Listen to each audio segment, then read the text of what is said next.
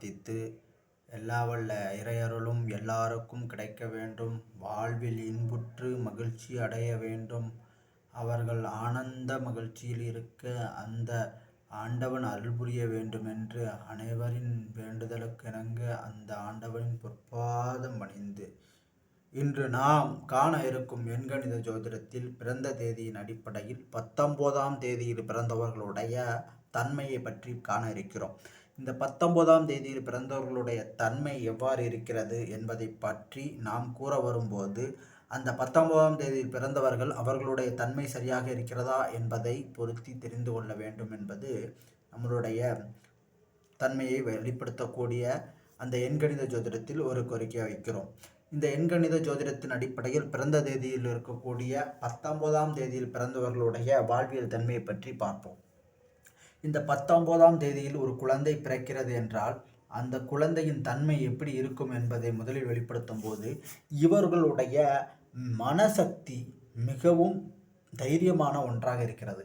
அதாவது இவருடைய மனம் என்பது எப்படிப்பட்ட ஒன்றாக இருக்கிறது என்றால் மிகவும் பாதுகாப்பான ஒரு சக்தி வாய்ந்த ஒரு தன்மையாக இருக்கிறது.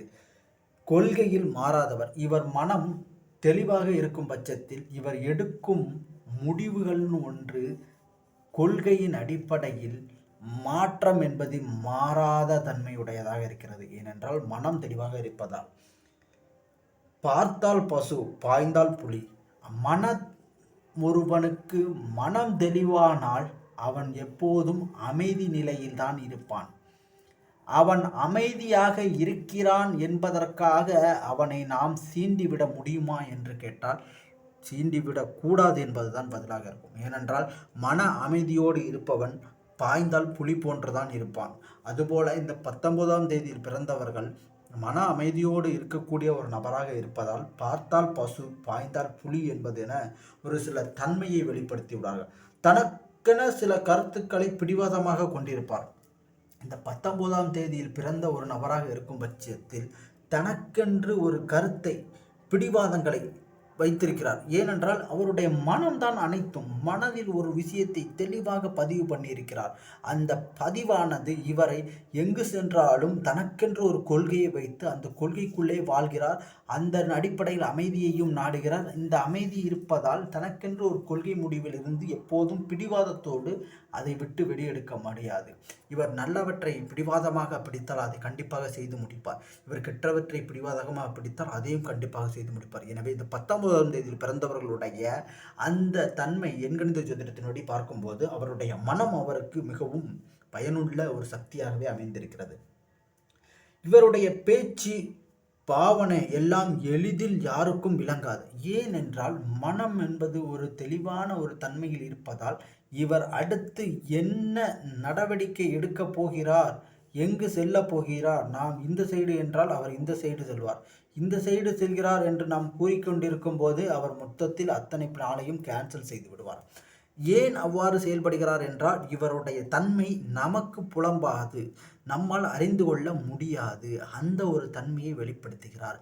இவர் அந்த தன்மையை வெளிப்படுத்துவதற்கு காரணம் இவருடைய மனம். இந்த மனமானது மிகவும் சக்தி வாய்ந்த ஒரு தன்மை உடையதாக இருக்கிறது இந்த 19ஆம் தேதியில் பிறந்த நபர்களுக்கு. இதன் அடிப்படையில் பார்க்கும்போது அவர்களுடைய வாழ்வில் அவர் வெற்றி அடைவதற்கு என்ன செய்ய வேண்டும், தோல்வி அடைவதற்கு என்ன காரணம் என்பது தெள்ள தெளிவாக புரிகிறது.